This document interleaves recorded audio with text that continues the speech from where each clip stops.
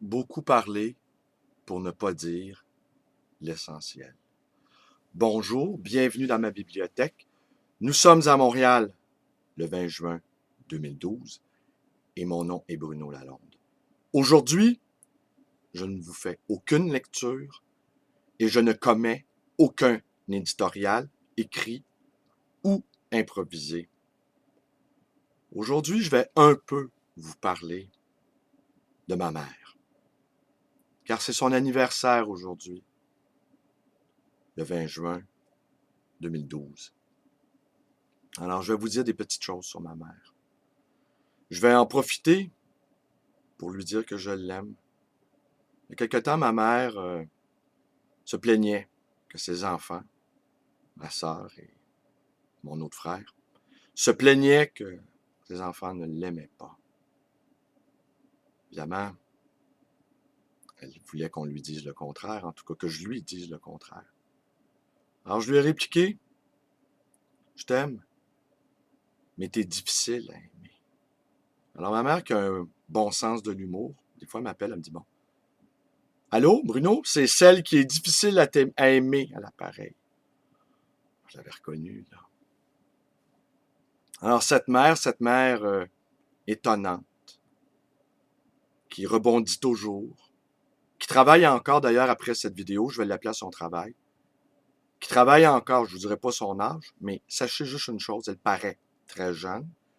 Et quand elle me visite à ma librairie, elle s'assoit, on discute ensemble. Et beaucoup de clients la prennent pour ma compagne ou mon épouse.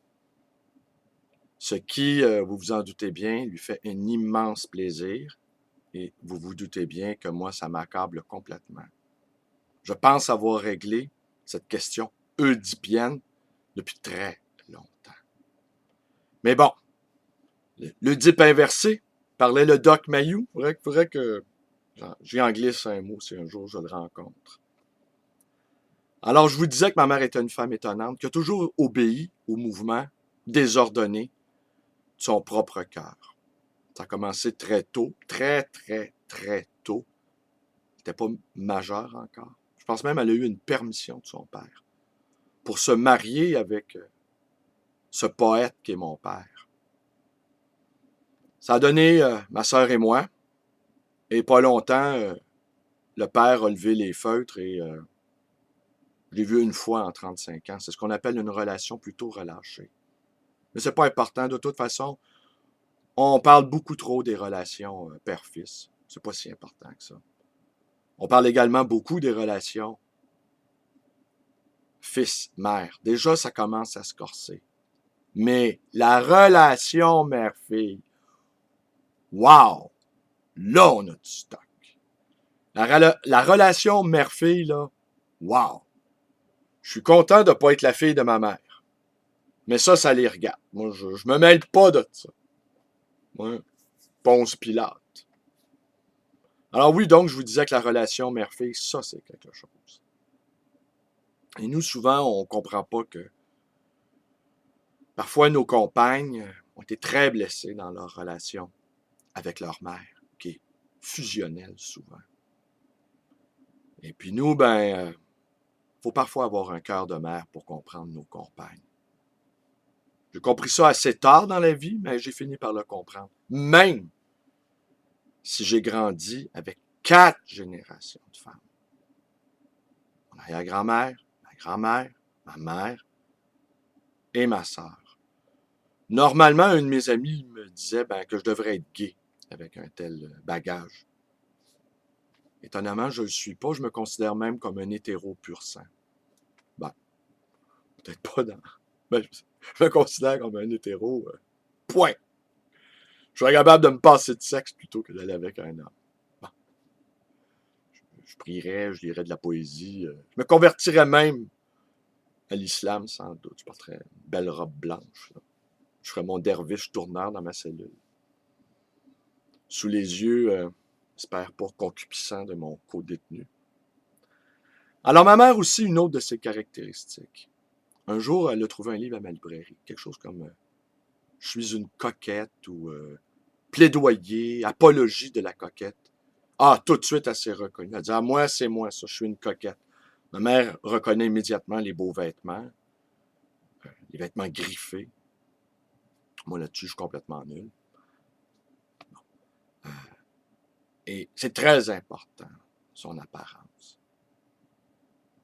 En fait, les apparences comptent. Il faut s'y fier. Moi, je me méfie des gens qui disent, non, moi, je me fie pas aux apparences. Ben, moi, je me fie aux apparences. Les apparences sont révélatrices. Alors donc, qu'est-ce que je pouvais vous dire aussi sur ma mère? Qu'elle a eu des amours tumultueux, parce qu'elle a toujours obéi au mouvement de son cœur, un cœur de mère étonné. Quel est le premier mystère féminin auquel j'ai été confronté, pavant la voie ici, à d'autres mystères, allant en se multipliant?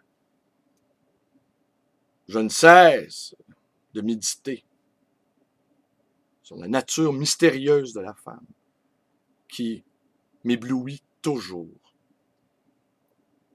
Maudit que les femmes sont intelligentes. Tellement que je me demande ce qu'ils nous trouvent parfois. Alors, elle obéit au mouvement de son cœur, elle est coquette, elle a un foutu caractère aussi. Bon, elle est difficile à aimer, hein, ça je vous l'ai dit déjà. Mais je vais conclure avec un petit souvenir, un souvenir.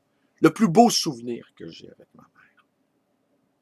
Et j'y repense souvent, ce souvenir-là. L'automne 1969. On avait été chercher le disque, on avait fait plusieurs commissions, mais on avait été chercher le dernier disque de Robert Charlebois, Québec Love. Et on a été pris soudainement dans une violente tempête. On n'était pas habillés pour ça, on n'avait pas de bottes, on avait des vêtements d'automne, on n'était pas habillés pour affronter cette tempête. Pas de transport en commun, pas de taxi en vue. La seule option qui nous restait, c'est de retourner à pied à la maison. Et je me souviens, c'était chez Sam de Recordman, à rue Sainte-Catherine. J'avais 8 ans. Je dois dire que c'est moi qui voulais avoir le dernier disque de Charlebois. J'adorais Charlebois. Alors, on a marché dans la tempête, ma mère et moi. Et elle m'encourageait à ne pas lâcher. Puis elle m'encourageait à ne pas m'abandonner, à toujours marcher. Et honnêtement, là, quand on a fini par arriver là, chez nous, chez ma grand-mère, ben j'étais déçu. J'aurais marché encore bien longtemps avec ma mère dans cette tempête. Ouais. Tellement que j'étais content d'affronter quelque chose avec elle. Et j'étais content de ce qu'elle voyait chez moi, jeune garçon. Une sorte de courage. Qui, au fond, est celui que j'ai hérité d'elle. Alors voilà, maman, cette petite vidéo. Je sais que tu ne m'écoutes plus, mais là, je vais t'appeler dans quelques secondes pour te dire d'aller écouter mes vidéos, mais je suis certain que celle-là, personne ne va m'arrêter. Je ne me ferai pas arrêter parce que j'ai fait une vidéo où je dis que j'aime ma mère. Alors, je t'aime, maman. Je vais avoir de la misère à te le dire quand je vais te voir en vrai, là. Nous, on parle beaucoup dans ma famille, mais il y a bien des choses qu'on ne dit pas. Alors, c'est tout pour aujourd'hui. Vous connaissez la suite, hein? Le baratin habituel. Merci. Passez une belle journée.